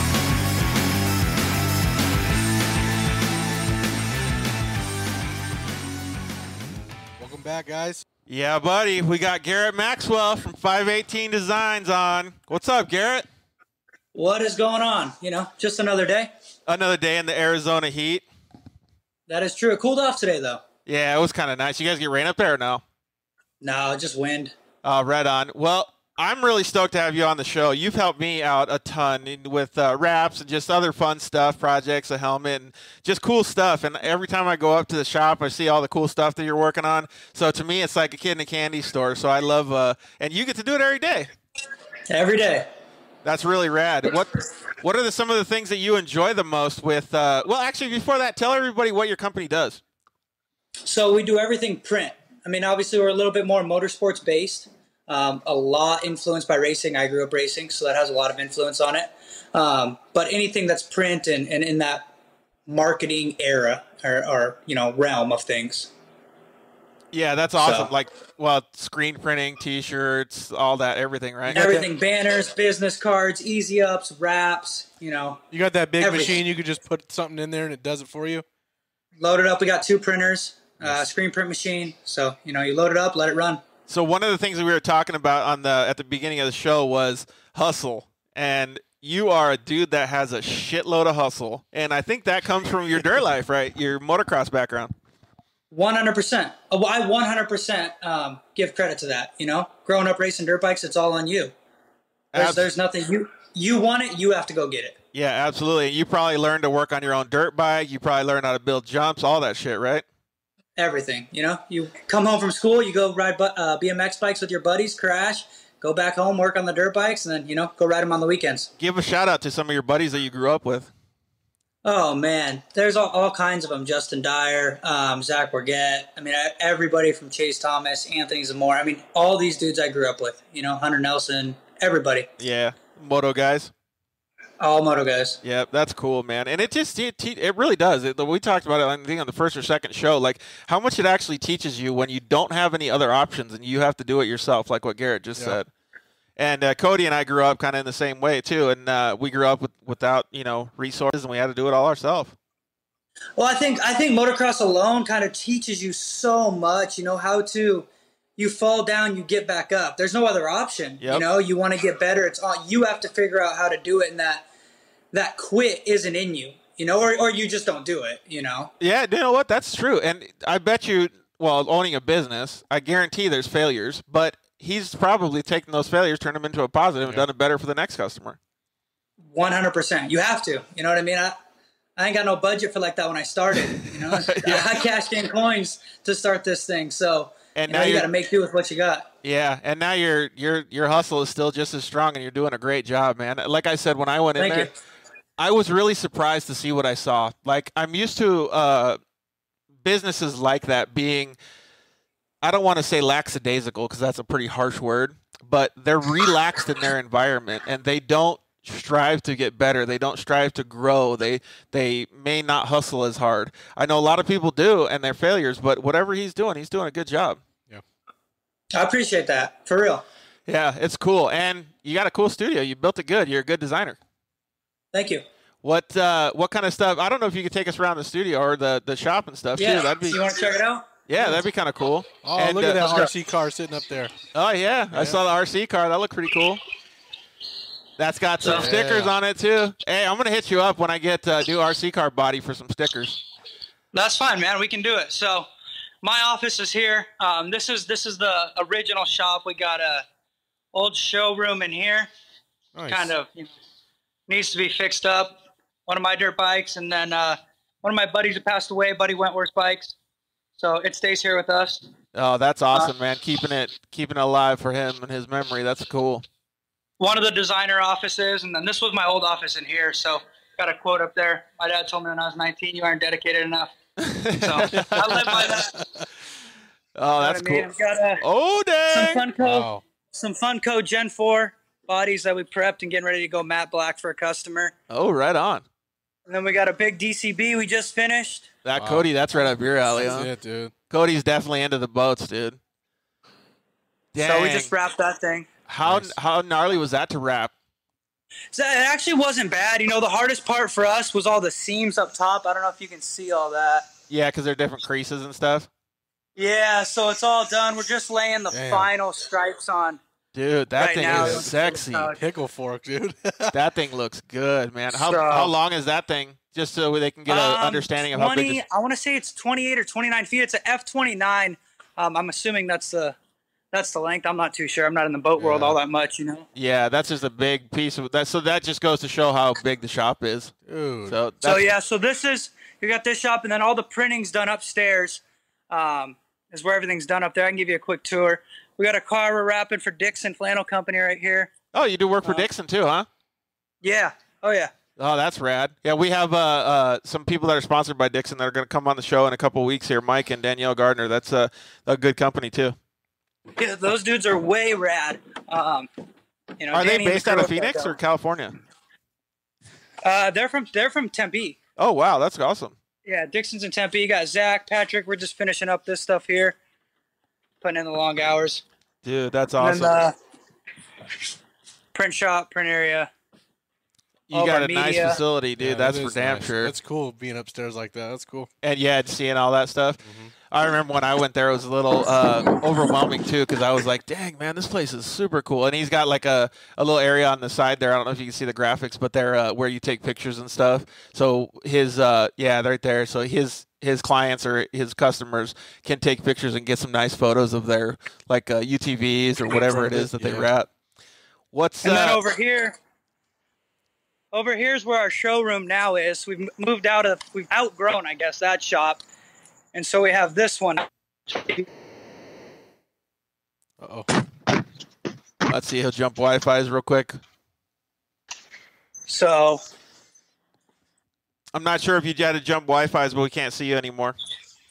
No, it's black. Hold on. Hold on. Just like when you go up there and see the facility, it's pretty cool, man. Oh, there you go. There's a side-by-side right there, a 4-seat Razor. So this is the other shop. So we got a Razor we got to do for a customer, and then just our van. Oh, that is your van you're talking about, Cody? Yeah. I've seen it around, man. I've seen it around. And then up here is the new showroom. It's a little bit different. Let me turn some lights on so you guys can see what's going on here. Man, that thing looks nice. Look at all that apparel and stuff there. So a little bit different of a showroom than you typically would see, you know what I mean? A little bit cleaner, a little bit simpler. The shirts we typically sell, color change vinyl, some samples, some hats, just kind of a little bit of everything, you know? Yeah, exactly. That's actually really cool, man. I like that wood too. It kind of reminds me of this little studio we got here. His might be his is probably vinyl too, but his is probably a little bit better because he did it on his own. Yeah, is yours vinyl? Yeah, it is. And then these are real. Oh, that's real? Yeah, these are real. Oh, I thought it was just really good looking vinyl. And this is all just printed with glass countertops. Dude, that's so cool. And he's done a bunch of stuff for cool companies too, like AJE Motorsports, I think is what it's called, and the Supercross guys. And what are some of the more fun projects that you've been able to work on? Man, just helping out everybody from all the industry companies, you know what I mean? Whether it's in the side-by-side world or in the apparel world, like Dixon, you know, whether, like, we just had a bunch of cars go to the Sandsport Super Show. We did all of Dragonfire stuff, did all of AZP stuff, Reed Industry stuff. Those cars and those projects were super fun. Just all that stuff. Yeah, being able to work with everybody in every atmosphere, you know? Yeah, and that's what's cool about it too, is it can span across all those different platforms and genres. So like him and I were talking about it, and he's like, "Dude, I'm gonna build a side by side too." And I was like, "You know, all kinds of people. Let's do it, dude. I'm bitching." Yeah, it all works out. You know, you meet everybody in this industry. Yeah, which is cool, nice and fun. Yeah, that's super cool. And not only do you meet everybody, but you get to work with them on a personal level, because marketing and design, like it's a very unique thing that you have to deal with people. Like, I know when I've designed stuff in the past, like, you know, so a customer will come at you and be like, "Hey, can you just do some like red graphics for us?" You're like, "Yeah, but like what color?" You know, and they're like, "I don't know, red. Just do red." And then it's like, "Oh shit!" And then you're like, "This red? No, that's red's fucking ugly. I'm not doing that one." And then so you got to show him 20 reds. So I can only imagine the stuff that he has to deal with and how close his relationship ends up being afterwards. Every day, all day. You know, you gotta make sure that they're getting the design that they want in their head. You know what I mean? But you're also able to produce the quality of work that we want to do. Yeah. You know, so big time. What are some of the best projects or funnest projects that you can remember over the years? Man, everything from, like you said, the Supercross teams, you know, when it was just me in my garage, to the full-blown stuff we do now. Like we just did that chrome wrap for Dragonfire on their Honda Talon. Dude, I saw thing was that. a blast. That thing looks sick. I heard about that. Yeah. Yeah. It looks really cool. When that turned out good. I kind of want to brush on the little thing. Like, so you grew the business from your garage? I grew the business from a bedroom in my dad's house when I was living there. So I was 18 or 19, and I didn't even have a monitor. I just had a computer that I built, hooked that up to a TV in my bedroom, taught myself how to design. From that, I taught myself how to print, and then here we are. See, Wow. There we go, dude. Talk about hustle. And it's that same mindset, like that dirt bike mindset. Like, you got to figure it out. And it's pretty clear, like, he figured it out, and he's able to turn it into something not only profitable, but something that he loves and something that he enjoys going to work. For sure. You know, it's like I go to work every day, and it is work. But at the end of the day, I mean, I spend 7 days a week here most of the year, or 7 days a week. And I wouldn't change it. You know, I've been here since 4 this morning, and it's 7:30, going on 15 and a half hours. Do you ever wish it's just what I do. It's not work. Yeah, exactly. And plus dealing with cool companies like that. And that's one of the things, like when I broke my back, I got into doing computer stuff, and I was like, fuck, man, I don't want to be this like shirt and tie kind of dude, like working at a software company or whatever. I mean, it'd pay good money, but I ended up doing very similar to what he did. And I ended up going to different companies, and I ended up starting to work at Spy Optic. And I was like, dude, I can be a computer guy that dresses like I want to. I can be at cool companies doing, and I ended up being a computer guy that was able to, in the growth of all the internet stuff, go into and build all these badass action sports companies. Yeah. So it was super cool, and I see that same hustle in him. And what are some of the things that you wish you could do a little bit more, though? You wish you still could stay on the dirt bike and go riding more? Yeah, I mean, for sure, I miss it. You know what I mean? I still try to ride it when I can. You able to get out there at all? But it's not anything. Nah, I mean, I haven't rode since it's been a while. But, I grew up riding 5-6 days a week to not riding at all. Yeah. You know, so but that's a change of pace. That's rough. That's because you have a different goal, though. Yeah, the mindset just shifted, you know? Yeah, exactly. What about if you do end up getting a side-by-side, are you going to make time to go have some beers and go cruising with us? Yeah, so I got an X3. It just sits. Oh, really? Yeah, it just sits down at my pop's at his shop, and I haven't took it out once. Really? Yeah, it's done and ready to go. I'll probably get it here this week and do a wrap on it. That way we can at least start showing off, you know, those type of things, and at least have a permanent vehicle here. But yeah, I haven't used it at all. And you work with some cool companies, like we said. And one of the way I got hooked up with them was from Moses at Brick City, and he referred me over, to Garrett, and it's been super easy working with him. And the stuff that he does, like, I remember going in there and being like, I know why this dude is successful, because I walked into the shop and he goes, yeah, I'll do whatever. And I said, well, you know, what's it going to cost? And he said, it doesn't matter. I'll take care of you. So at that point, I just felt comfortable working with him. You know what I mean? So it was nice because I knew he wasn't going to cheapen the product. I knew he was only going to do his best. And then I knew that when I came back to pick up the car, that it was going to be solid. Well, I appreciate that. It looks good.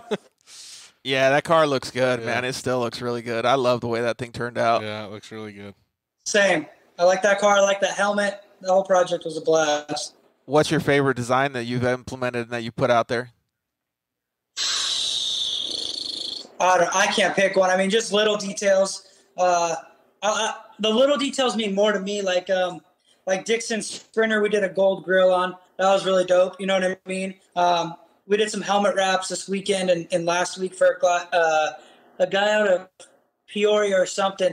They were American flags. That was really cool. You know what I mean? Yeah, the level of detail on that probably has to line up and match like super good, huh? Yeah. How do you do that? A lot of time on it, just because we don't do kits or anything like that, so they're full panels. So we got to figure out, you know, how we're going to bend them, how we're going to stretch them, how we're going to get them to line up, make sure they last and don't fail on the customer. You know what I mean? Because at the end of the day, someone's paying for them to be a finished product that we want to stand behind. Yeah, absolutely. Well, I mean, you can hardly even tell, but that's the helmet that you did right there with the lightning bolts on it, and that thing looks like it was a paint job. I appreciate that. So what should I do? I didn't even know. Yeah, he just wrapped it. I didn't even know that, man. That level of detail, though, tough. that's a whole nother aspect of the design and putting it all together, because your design has to be perfect when you're putting it on a round surface. How did you even do the gold grill? Like, how would you go about doing that? It's not just me, it's the guys in the shop, Zach, Brad, everybody that's a part of the crew. As far as on install side, I kind of come up with an idea, customer will come up with an idea, they'll come up with an idea, and then we just kind of brainstorm and figure out how to do it. You know what I mean? Trial and error, figure from the mistakes that we have made, so the next project we don't make those mistakes, or figure out how far we can stretch the material, things like that. That's that same just figure it out mentality. That's bitching. Dude, you probably run into that shit like every day. I mean, just like on those boat stripes, you know what I mean? We got to figure out, he wants the stripes to come down the side of the boat, wrap to the top cap, and then up and top that, those pickle forks. It's like we're dealing with every angle possible with the, a rigid vinyl in a sense, you know what I mean? Yeah, that's nuts. Crazy. What are some of your favorite projects to work on then? Like, do you enjoy doing those wraps more than you enjoy doing apparel, or what's your favorite stuff to do? I enjoy the stuff that people say can't be done. Oh, that's so the pickle fork boat. Pickle fork boat, the Razor grills. We wrap those Turbo S grills almost every week. You know what I mean? Where customers are told that can't be done, or paint guys say, "Oh, you can only paint them." Yeah, that's like, nah, that ain't the truth. That's cool, though. Some of the stuff that I liked in design the most is like when you see all the cohesion. So I'm sure some of his clients will say, give me T-shirts, give me hats, give me this wrap the van. And then all of this just comes together, and they have this super cohesive platform. And all of it is because of his ideas. That's badass, man. That's also, it's a blast when you get to see a final product and you get to kind of have full control over it and see it all come together. Yeah. From the business cards and the T-shirts to the hats and the vehicle wraps, and the whole thing just comes together. I enjoy that a lot. It's cool. And plus, he's got all of his team working on it. So he's got a bunch of different people, like a designer himself, all these people working on it together. And then to see like the teamwork and then the final product, that must be pretty gratifying. It's a dream come true. You know what I mean? Yeah. Well, kudos to you, dude, for kicking so much ass and having that much hustle. Thank you. What's the stuff like you got in the future? Like, do you guys have any cool events coming up or anything planned? We're getting ready to launch a new website. So as soon as that goes, we'll start hitting events. I don't really want to hit events until we're fully locked in. You know what I mean? To we're a fully seamless company from start to finish. From, the time you place your order to the time it arrives at your house, you pick it up from us. But we are going to have an open house like October 12th, I think it is. So we'll have a whole bunch of people here. We'll have a stunt team for BMX here, some food and goodies and things like that. And then, try to hit all the little local motocross races, try to hit some of the bigger events for, sand and dirt and things like that and those expos. Just trying to do a little bit of everything to give back. Well, tell us a little bit more about the event that you have. Tell us a little bit more about the event that you have coming up in October, so we could maybe see if we could get some people to go up there or meet up at your shop. For sure. So October 12th, we're doing an open house between this location and then the other shop that I gave you a tour of, just to kind of let everybody see what goes on here, maybe do a live demo or two. You kind of see what we do, how we work, get a load of the shop, how we operate, you know what I mean? See where you drop your projects off, see what goes on outside of, just social media or who you call or who you talk to, any of that. Is that on a Friday? What goes on everywhere. Is that on a Friday, or what day is that? That's a Saturday. Okay, cool. Right on. Where are you located so everybody knows that it's around here? Chandler, Arizona. Chandler. Right in the middle of Chandler. And there's some good taco shops right by there, too. Oh, we'll go. Are you guys going to have tacos or hamburgers? What are you guys cooking? I don't know if we're going to do tacos or barbecue or what we're going to do. We'll figure something out. I mean, you can't go wrong with tacos. No.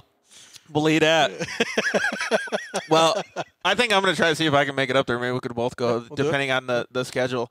And so it's Saturday, October 12th, for everybody that wants to go. And it's at 518 Designs. What's the address? 440 East Warner Road, suite number 2. Yeah, they can go to 518designs.com. You guys heard them. October 12th, man. Literally right off Warner. You can't miss us. We got a 26-foot decal on the side of the building. And it's by the railroad tracks, too, or something, isn't it? Right by the railroad tracks, yeah. Yeah, so that's cool. We'll try to see if we can make it up there. No promises yet, but I would love me to some tacos, too, and come check out what you guys have. Yeah, swing up, man. Check it out. At least hang out for a few hours, you know what I mean? Yeah, that's cool. Well, one of the things that I had like a question was how side-by-sides have changed that wrap game, and what difference it was, because most wrap companies, they just wrap cars. But you're doing off-road, you're doing boats. Like, how did all that stuff just, like, funnel in? Because of motocross? Well, sand cars, right? I mean, that was where it kind of sand cars, buggies, and then all of a sudden the side-by-side world hit, and it was like everybody. Well, and it blew up. I mean, the side-by-side industry blew up. Me and my dad had a company back in the day in 05. I think it was 05. We were bringing in long travel kits from Long Travel Industries and putting them on in our garage. You know what I mean? I was 14 or 15. And everybody was painting. And then that evolved into, everybody wrapping them. And then, here we are. That's cool. So Nice. what, I guess you probably wouldn't be able to do it, but like what percentage of business do you do at the side? Because a lot of our listeners are side-by-side oriented people. Obviously everybody has a car, but. Well, I mean, we do so much of, I don't want to say everything, but everything. We have Sean's a motocross designer here. That's all he does is moto kits. So he works, 8 hours a day, 5 days a week, just doing moto kits. Me and another designer do all the vehicle wraps. Then we got a guy that does just all the apparel stuff. So as far as like just the side-by-side or off-road industry alone, I'd probably say 60%, if not a little more, is just strictly off-road. Wow. Whether that's side-by-sides, buggies, helmets, whatever it is. It's at least 60 to 70%. Oh, cool. So they said on the comments, George will be there if there's tacos. George will be there. I'll get tacos, so you'll make it. Do it. Or we can just stop and get tacos, come hang out if you guys got barbecue. But I'm stoked for you, man. I really appreciate all the stuff that you've done for me, all that you've helped me with. You not only did what you said you were going to do, you went over and above, and you've become a good friend. So I appreciate it. Yeah, I appreciate you, George, man. You're an awesome dude. I appreciate you having me on the show. I'm humbled, so thank you. Yeah, well, you're definitely deserving of being on the show to share all your stuff that you've worked on over your just few short years in your hustle, dude. Yeah, out of a garage and then your dad's bedroom, a spare room, and look where you're at. You got 2 separate buildings. That's what those were, right? 2 separate, like. 2 separate. And he's got his good employees too. Yeah. So he's built a good team, and he's definitely built a good business that can service a lot of people. Yeah. You know what I was going to say before we get off the phone with you is that what if we started wrapping wheels? Let's do it. We wrapped some wheels for SEMA. Was it last year for American Force? Oh, right on. They sent over a wheel for I forgot the dude's name, Toby Amy. And it was kind of a flush mount wheel, and he wanted them green that was on his powder because, all the underbody stuff and suspension on all those trucks is powdered. So we just matched that green to that wheel. It was dope. Yeah, see, stuff like that I think would be super cool because they have, Cerakote, and they have all these different things and dips and stuff like that. But if you could wrap a wheel in just vinyl, it would last a long time, and it wouldn't look so. as... Yeah, and you could just replace, like, the beadlock ring or something. You could just replace it. That'd be sick. Or just do like the dish part of the wheel, you know what I mean? The center, or do the actual flat face. Yeah, we could put unicorns all over those motherfuckers. You could, man. Look great on that blue. Bring them here. We'll take care of them. Hell yeah. All right, awesome. Garrett. Well, thanks so much, dude. And if we don't see you on October 12th, good luck at your show, but I'm going to try to make it up there, man. Yeah. Awesome. Sure, Thank you. Thank you guys for having me on. Yeah, man. I appreciate it. Take it easy. You got it, dude. Keep killing it. Yeah. Thank you. Later. Cool. Man, that's so good to see. Wrapping some wheels, man. That'd be pretty cool, I think. What do you think? Something different. So let's change the camera angle so we can see that wheel and think about it. The baddest part about it would be, like, imagine, like, you could put a whole American flag in that wheel and not have to worry about painting it. Dude, you could just do the beadlock American flag. Yeah, like, you could do so much cool stuff.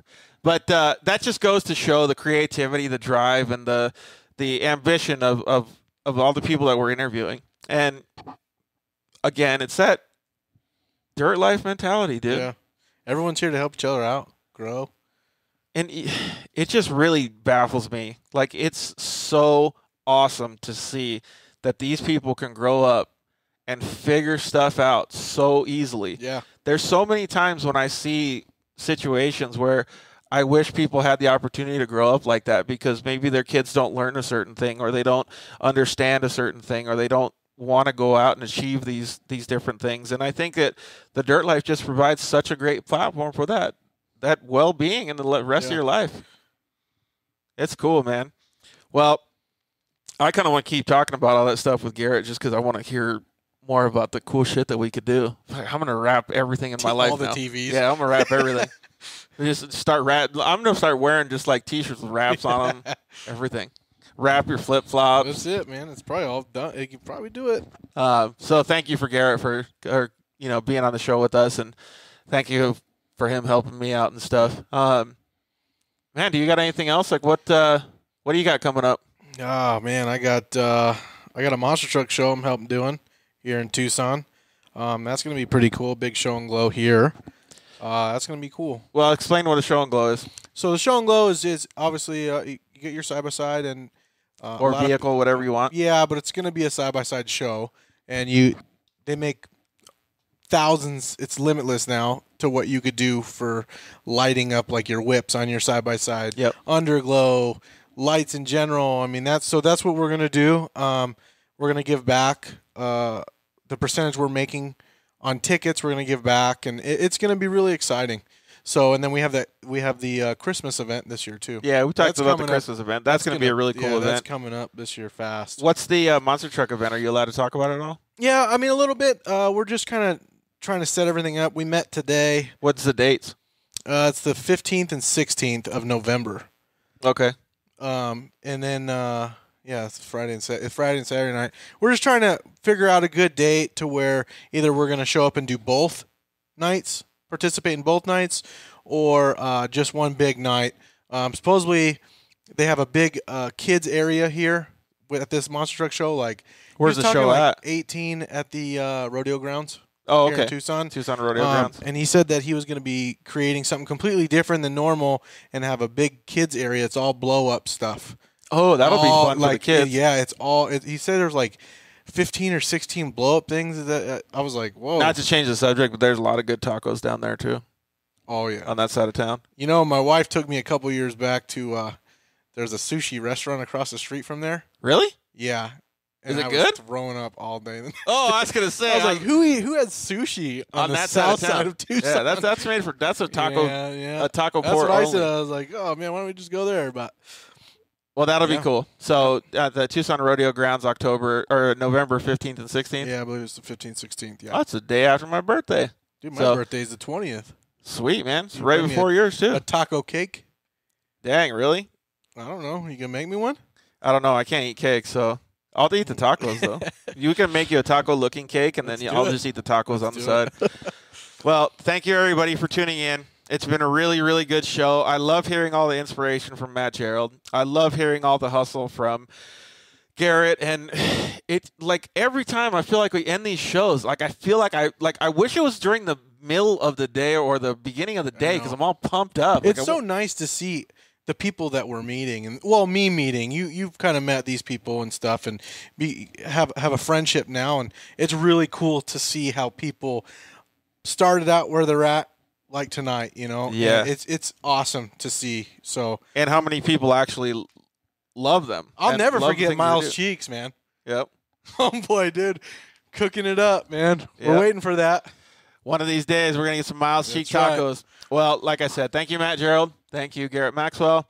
Appreciate everybody for tuning in. You guys are our life, our blood, and we really appreciate everything. We want you guys to comment, send us messages. Send us texts, emails, whatever you can do.